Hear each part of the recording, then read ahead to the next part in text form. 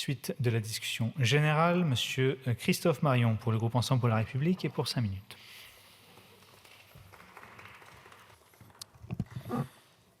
Merci, Monsieur le Président, Madame la Ministre, Monsieur le Ministre, Madame, Monsieur les rapporteurs, chers collègues. Merci de votre présence, de votre mobilisation, encore et toujours pour lutter contre l'antisémitisme, le racisme, les discriminations, les violences et la haine. La proposition de loi qui nous réunit nous rappelle combien ce combat doit rester une lutte de chaque instant. Elle nous oblige à nous défaire de notre naïveté confortable et idéaliste. Une naïveté qui nous fait croire parfois que l'antisémitisme est d'un autre siècle et que la Seconde Guerre mondiale nous a définitivement immunisés contre l'infamie.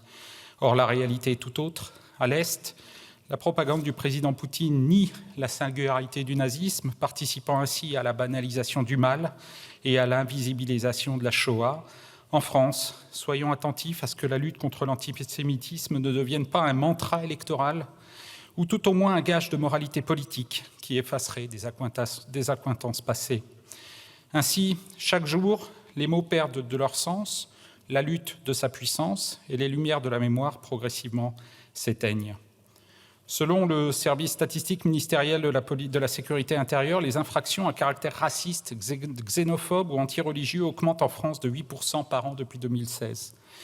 Elles sont probablement sous-évaluées. L'enquête de victimisation réalisée par ce même service comptabilise 1 million de Français déclarant avoir été victimes d'au moins une atteinte à caractère raciste. Les lieux d'enseignement, qui devraient constituer des sanctuaires de tolérance, ne sont pas épargnés par ce phénomène. Les auteurs de cette proposition de loi relevaient dans leur rapport d'information une forte augmentation des manifestations d'antisémitisme dans les établissements d'enseignement supérieur. Face à ces constats, il est urgent d'agir, même si la lutte contre l'antisémitisme et le racisme est un combat complexe, parce qu'il nous oppose à un ennemi insidieux, diffus, millénaire, qui semble ne jamais vouloir déposer les armes. Il faut pourtant livrer bataille sans relâche, car pour citer Brecht, celui qui n'a pas pris au combat partagera la défaite, et nous connaissons le goût de cette défaite. Notre pays a la mémoire tachée, c'est à quoi conduit un racisme déchaîné. Pour l'éviter, nous avons la responsabilité de nous munir des meilleurs boucliers. Certains sont en cours de déploiement par le gouvernement. Je pense au lancement d'un programme de recherche spécifique sur l'antisémitisme dans l'enseignement supérieur, d'une mission dédiée à la sécurité au sein des établissements et d'une circulaire de politique pénale favorisant la prise en compte des signalements faits par les universités. D'autres sont encore à prévoir, notamment par la mise en œuvre des recommandations des assises dédiées à la lutte contre l'antisémitisme. Les parlementaires ne manquent pas de contribuer à l'élaboration de cet arsenal défensif, qu'ils soient remerciés ici. Je pense à la résolution européenne de Madame la rapporteure visant à une coopération européenne renforcée contre l'antisémitisme et la haine anti-juive. La proposition de loi transpartisane portée par notre collègue Caroline Yadan visant à lutter contre les formes renouvelées de l'antisémitisme, ou encore cette proposition de loi sénatoriale de nos homologues messieurs Lévy et Fialer qui, à chaque étape, est adoptée à l'unanimité. Le groupe EPR soutient cette proposition dont l'article 1er présente l'avantage de rendre obligatoire et de pérenniser la sensibilisation à la lutte contre l'antisémitisme et le racisme dans les établissements d'enseignement. Il met en valeur l'outil qui reste le plus efficace pour lutter contre les discriminations, à savoir l'éducation. L'article 2 impose l'installation de missions égalité et diversité disposant de références spécialisées dans la lutte contre l'antisémitisme et le racisme, ainsi que de dispositifs de signalement.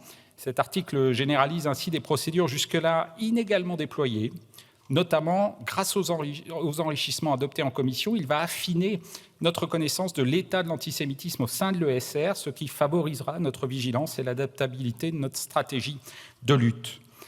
À la suite de débats animés en commission, son article 3 a été supprimé. Il donnait pourtant les moyens aux établissements de déclencher des procédures disciplinaires pour des faits d'antisémitisme et de racisme.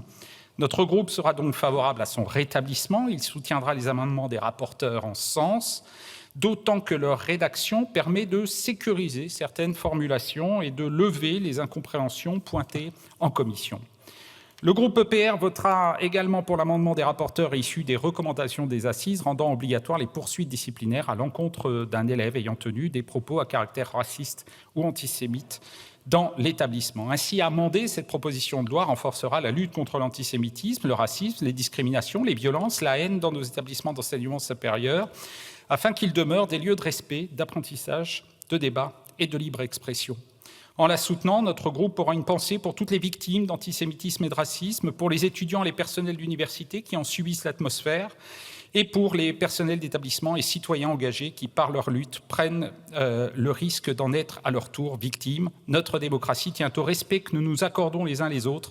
Chaque discrimination l'affaiblit et fragilise une République qui, si elle s'enrichit des différences, proclame le principe absolu d'égalité de tous ses enfants et de fraternité. Je vous remercie. Je vous remercie.